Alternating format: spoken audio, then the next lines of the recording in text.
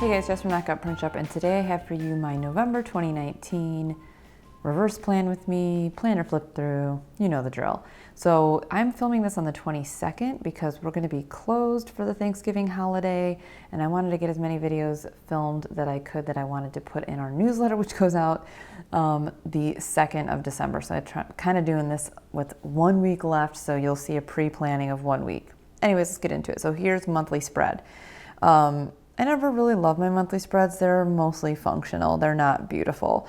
My contact lens doodad, I always use that. Used a lot of solid month labels to mark things like content, whether it's videos or newsletter emails. I did use the light yellow to indicate coaching clients. I mentored a fitness professional, had a call with her. I had a business coaching call with one of my clients. Same client, I also do some fitness programming with her. So those are the things that I put in yellow. Also had in the brighter yellow, I did a sourdough class. So the month labels that were in yellow were kind of like personal and other job. The red or pink, whatever you want to call it, was content planning.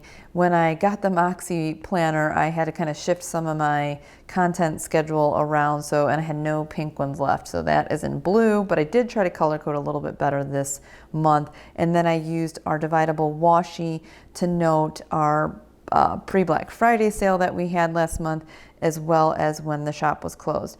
And honestly, I'm on Operation Use all of my stuff. So like some of these aren't even the month view ones, they're the week view ones, so they're too long. If you buy the month view, they will not be like this.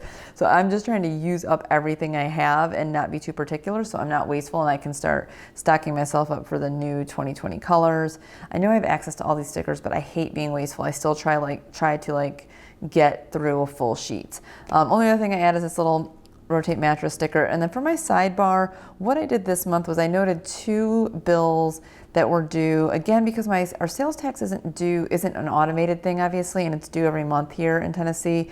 I do have to make a note of that to myself and put a transparent green dot there. And then our biannual, we pay our car insurance twice a year. That is due on the 28th, so I noted that. So I just wanted to make sure I didn't not do that. So that was my monthly spread, nothing fancy.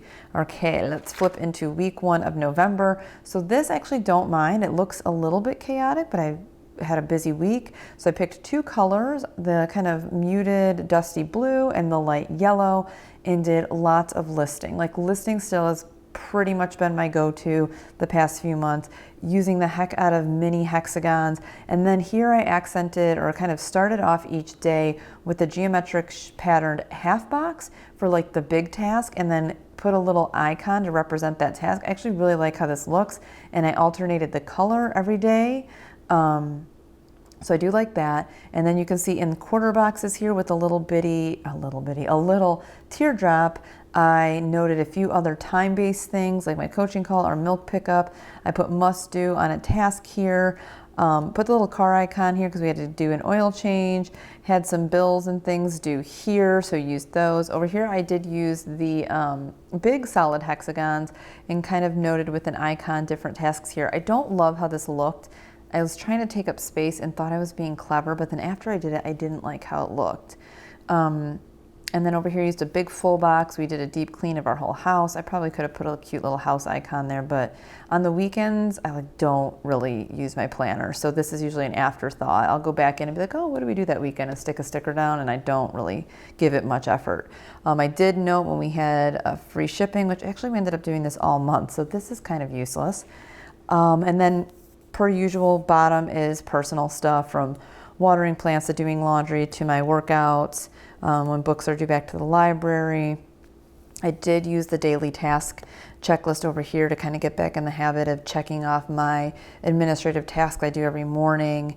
And then I have my highlights and I have my weekly goals where I use the goal hexagon, and these are like a week action step based on my goals for the month. So that was week 1.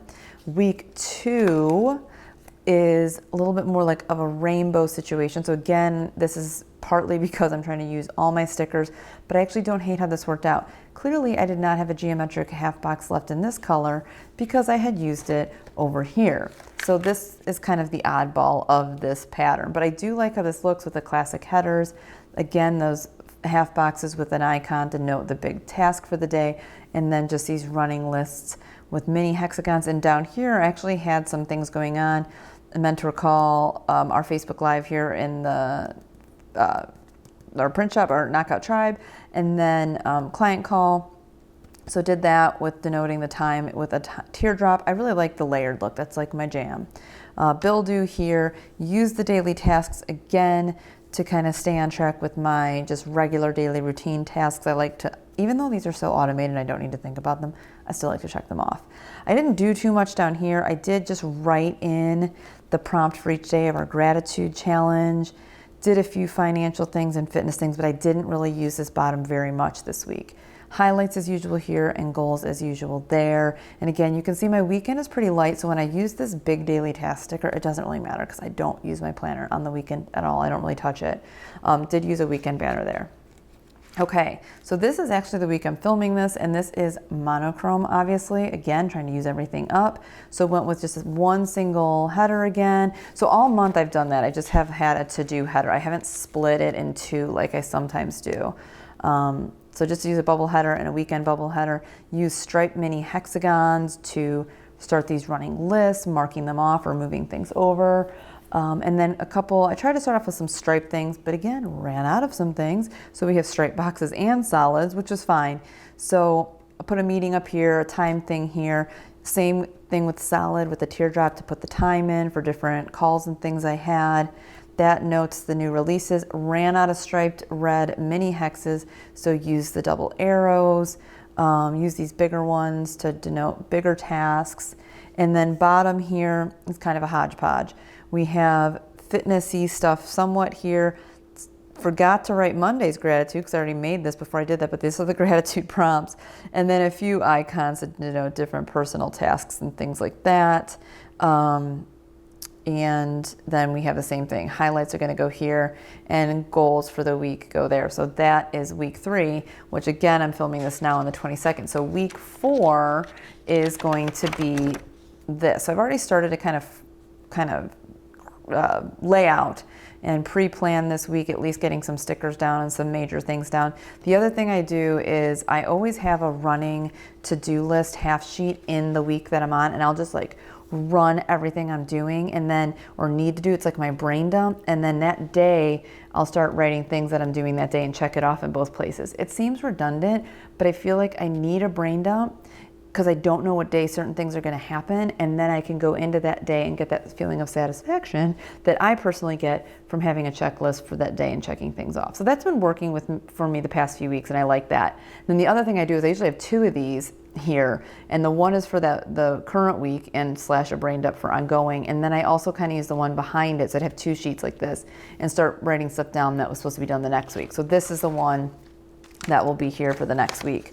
So I've already got this kind of mapped out. We got the bubble headers. Now we're alternating light yellow and gray. Again, this is probably, if I remember right, basically what I have left. And then doing the layering with the quarter boxes. Here I use a teardrop because there was a time. This just has a little star to indicate like note. Have another timed thing down here. We're closed next week from Thursday to Sunday. We close for the holiday weekend on Thanksgiving, and we don't do a Black Friday sale. So if you're watching this when it goes out, all of this is past tense, and we will have already had our pre-Black Friday sale and been closed and all of that.